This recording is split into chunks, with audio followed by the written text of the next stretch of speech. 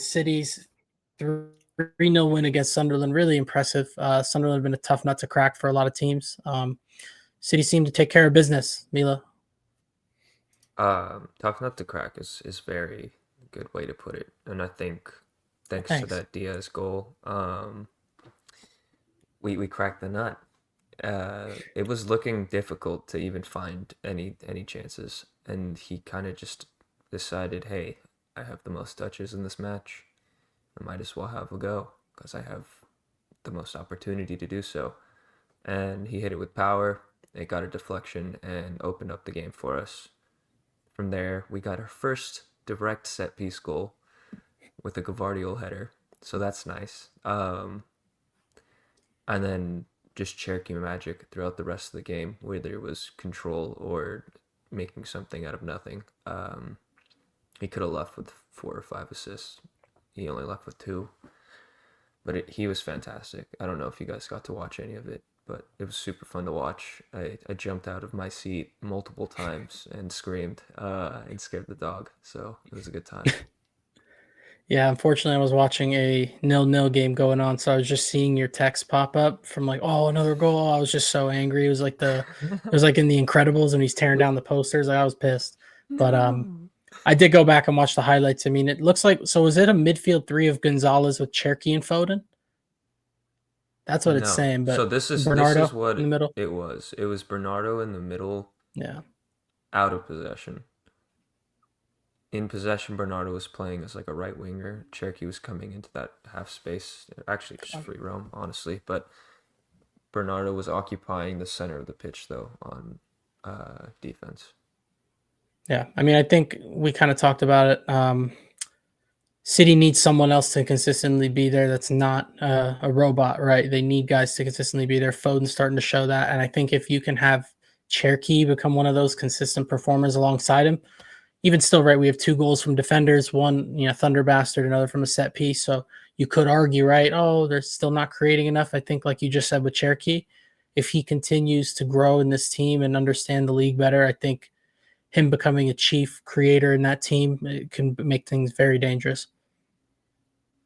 Definitely, he's awesome. He said we'd be entertained once he gets more minutes, and he definitely delivered on that. Yeah, I Um, mean, you guys have a lot of goals in your team. No matter who's creating and who's putting the ball in the back of the net, you're going to score. Kind of to Grant's point, do you have that consistent second option outside Holland? Looks like this season you probably do, whether it's in an aggregate or in an individual player. The team looks good and the goals reflect that. So clearly going to be a 2-team fight, right? I won't push this topic too far, let Facundo speak, but I think there's only reasons to be optimistic if you're a City fan this season. I think their game shows why it's important to get the first goal. That's my takeaway. we always get the Instead of going down 1-0 and having to claw your way back. Granted, we were away from home, but in general, I think same thing against Villa. You get the goal first, you can kind of change how that game is played. City is more likely to do that than we are sometimes, but yeah, I'm not going to talk too much about this team. I honestly don't really watch you guys because I don't want to worry about you. It's so fair. I'll talk on your point though that they were not at the Stadium of Light. That definitely played into this a lot because their approach to the second half compared to how they've played some of the big teams at the Stadium of Light was a lot more timid. That helps us in our recent run of form where we've been pretty fucking terrible in the second half. So I think they helped us look a little better, but it's definitely a good swing in the right direction for us. Hopefully, momentum builds and we get going.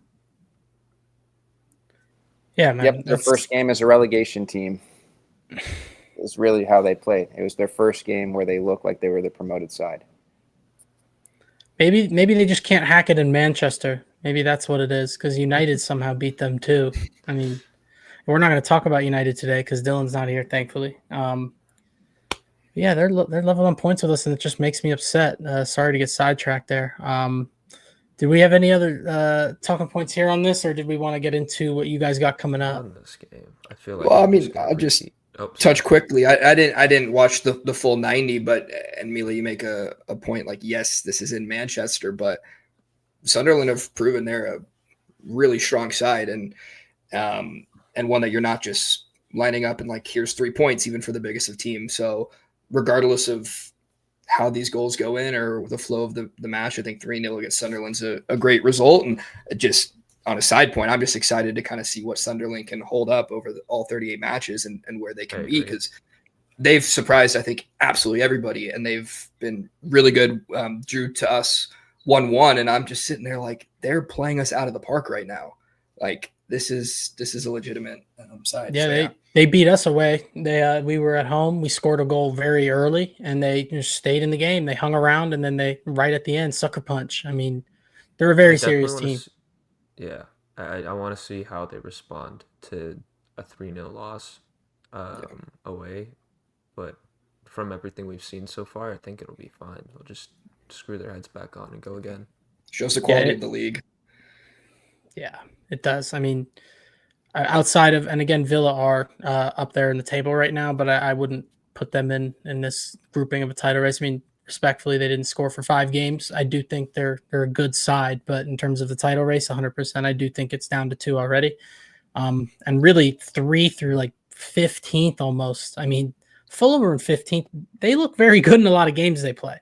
So this league is just uber competitive right now.